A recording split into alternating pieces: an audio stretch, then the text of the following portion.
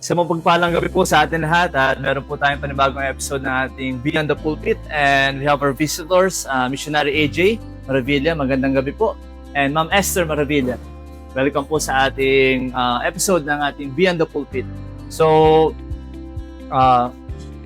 kami po yung nag-interview ng mga visiting missionaries po namin and pastors dito po sa Maranatha Naik Baptist Church. And siguro po, we just want to know, for our first question po para sa inyo, para lubusan po namin kayo makilala and ng ating mga manonood. Can you share with us po how God prepare you spiritually, practically, para po sa mission field ng Zimbabwe? Ma'am Esther? For me po, sa 23 years na ako po ay nabubuhay, the Lord has been working po sa Bible reading ko. Natapos ko na po yung Bible reading ko for 2 times and I am praying to read more. And, also yung prayer life ko po. Ayun, meron po akong little notebook kung saan nilalagay ko yung mga prayer request ko every month, and natutuwa po ako how the Lord works through those things na talagang check out, nakakatuwa po yun, and may mga prayer request na talagang mas tinuturuan po ako na magtiwala sa Panginoon. Kasi I believe na yung prayer, ikaw muna yung talagang binabago niya bago niya i-answer yung mga request mo. And yun nga, na-develop din po sa akin ngayon nakikita ko na yung kahalagahan din talaga na yung counsel, na which is siya po yung nag-introduce nun sa akin, kasi siya po talagang nandiyan po si Pastor Paul Byers and yung iba pa pong mga tinuturing niyang mga mentors in life niya, na dun ko din nakita kasi growing up po talagang more on God and me po ako. Na kapag natapos na yung situation, dun lang ako magsisik ng counsel, opo, and or kaya talagang makita ko yung situation na hindi ko na din talaga kaya. Ang phrase ko nga po lagi, "I need my doctor." Ang doctor ko ang magulang ko. Kailangan ko na talaga yung ano nila, yung kanilang advice or counsel sa akin, and kung ano yung ano nila, yun na po. So, ayun po yung mga practical ways spiritually, Bible reading, prayer life, and yung counsel po ng parents and ng husband ngayon, kasi siya na po talaga yung nilo-look up ko din po. Husband ko yan, eh. So, yun po, and also physically po, I believe nasa physical part yung nakatapos po ako ng degree, na nakatapos po ako ng psychology. And yun nga po, katulad na nabanggit din sa preaching, na ang hinihingi ng Panginoon yung kung ano lang yung nasa kamay mo. So, ngayon, inalaw ako ng Panginoon makatapos ng psychology. Hindi ko alam kung saan part ng ministry ko siya magagamit. But I am praying na whatever na inilalagay ng Panginoon sa kamay ko, magamit niya sa ministry. Amen. Thank you, Ma'am Esther. Missionary. Sa akin po, Sir Jiro, yung preparation spiritually, of course, part dyan yung Bible College. Now, I believe ang Bible College naman, hindi ka naman magtatapos dyan just to say na mas magaling ka na sa ibang tao. But I believe Bible College is there to help you be more equipped to dig deeper. Na mas siyasatin mo, mas hukayin mo yung salita ng Panginoon to really unearth the wonderful treasures na hinahantay na andun lamang sa salita ng Panginoon. So, spiritually, it's more about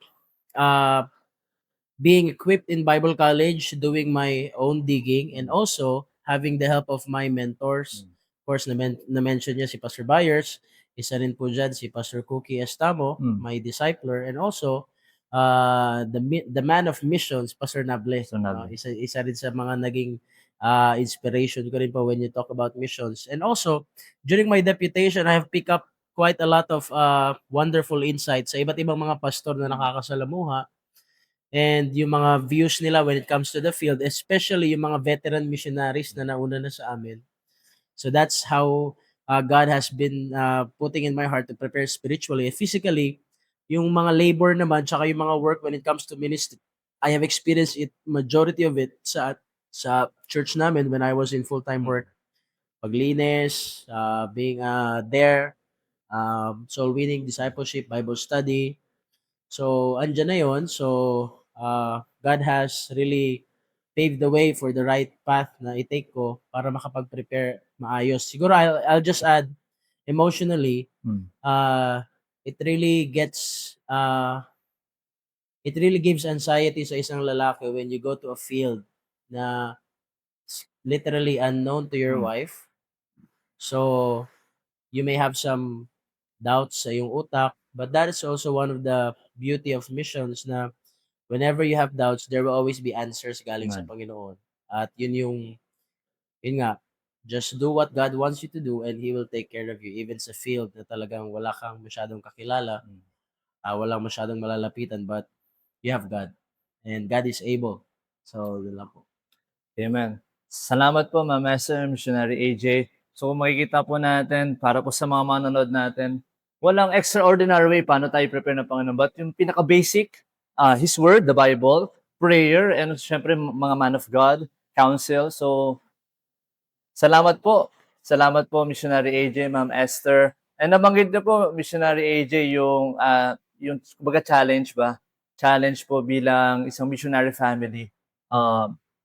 Kasi po we believe na ang tinatawag ng Panginoon hindi lang naman ang lalaki, but also his wife, his family. So Ma'am Esther, ano po, para po sa inyo, ano kaya ang magiging challenge po ninyo or magiging challenge sa inyong sarili going to the country of Zimbabwe? So kasama ang inyong husband, si Missionary AJ, ano po kayo magiging, sa tingin niyo magiging struggles or challenge na po bilang missionary wife? Sa point of view ng missionary wife naman. For me po, since ang mga babae talagang emotional Mm. beings, ang fear ko po is ma-lead yung people emotionally ba. Yung dahil nga evident na talaga sa ministry na talagang tatamaan ang iyong puso, ang iyong isip, lahat na ng buong pagkatao mo, and hindi maiwasan na you will be on your flesh. Pero I am praying na that I may die daily, kasi nga po na sabi nga po ng Panginoon sa kanyang salita, ah, na kapag tayo ay namatay sa ating sarili, yung spirit ng Panginoon yung magli-live. So ayun po ang aking panalangin na, um, na hindi po ako mapangunahan ng sarili ko po. Amen. Ma'am Esther, Missionary, kami po as a church of MNBC, how can we specifically pray for you po? Para sa inyong family po. It's been a blessing to us po knowing that there are people waiting for us there. Especially, meron po kami naging kaibigan doon na American missionary that told us that they are willing to allow us to go under their organization to get a visa that is temporary residence 1 year and renewable every year. And they also added a blessing that they were looking for a house na merong detached na separate house where we can live. Amen. So, of course, we'll share the load din sa magiging payment doon. But that's already a blessing. Amen. Na pagdating mo may ready ng lugar. Just do pray for our preparedness as a couple, yung adjustments na gagawin namin once we finally get to the field. And also please do pray for more partners in the field. Amen. Kasi kahit man 1 year and 6 months na kaming nagde-deputation, hindi naman kami aalis na hindi naman kami yung aalis lang kapag 100%. We'll be there kahit na hindi 100%. Amen. as long as we hit the May target. And divine appointments for the right people that will help the ministry, and more opportunities dun sa field to minister the word of God. And even yung pinagpipray po talaga namin yung academy. We're hoping and praying na makapag-establish na academy to target the next generation. Amen. To train the new leaders of Zimbabwe to be Christian leaders. So that's a large vision, but sabi nga ng Bible, without vision, the people perish. And that is what He gave us. The vision for an academy, a church, And someone to install then, of course, definitely sa church kasi hindi naman kami magpapanghabang buhay Opo. doon. We will be planting churches and ministries by the grace of God, by His provision, by His guidance. So, please pray for wisdom din sa lahat ng bagay na gagawin namin. And also yung provision for the needs na sa mga tickets, sa mga visa payments, sa lahat. And yun, yung talagang preparedness namin din talaga emotionally when we leave the place that we grew up in, na talagang alam namin na tinatawag naming home, and now we'll finally be calling Zimbabwe our home. Our new home. Hindi na yung Philippines. So, yun po. Amen. Ma'am, meron po kayong naisagdag? And for our prayer request po, siguro good health din Good po. health, amen. Apo, for the past 2 months po, nakasama ko po siya mag-deputation. Bali, 2 beses na po kami nagkakasakit. Pero God's grace din po na hindi po din tumitigil. Opo, bali, nagkakasakit during deputation, pero gumagaling din during deputation. So, Amen. dun din po namin talaga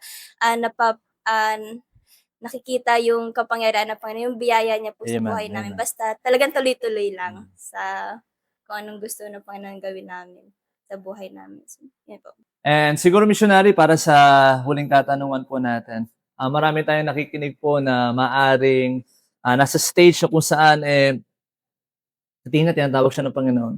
Or maybe meron tayong mga manonood na young people, young men, na nakikita niya may burden siya sa mission field or locally or sa ibang bansa. Ano po yung magiging na-speaking na challenge, missionary? Siguro one thing that I'll say to you na talagang you think God is calling you, of course, the only good response to that is to surrender. But let me encourage you that you will never be wrong Amen. when you surrender to God. Hindi ka magkakamaling unahin ng Panginoon, hindi ka magkakamaling sundin ang panawagan ng Panginoon. Yes, there will be challenges, but it will always be the best to face those challenges ahead. Nakasama mo ang Panginoon na sumusunod ka sa kalooban ng Panginoon. Tulad po sa amin, if we choose to run from what God wants us to do, from the calling of God, or from what He impressed upon us, we are putting our lives in jeopardy. Kasi nga, safety is not in the absence of danger. Safety is in the center of the will of God, in the presence of God. So, you will never be wrong. Hindi sayang yung buhay mo. Don't listen to people that will say na sayang, nag-ministry lang. Hindi sayang. It is the highest calling in this Amen. world to follow God. So, yun lang po. Thank you, missionary. Ma'am Esther, maraming salamat po. Missionary Salamat po. AJ Maravilla, maraming salamat po sa pagpapaunlak sa ating panibagong episode ng ating Beyond the Pulpit.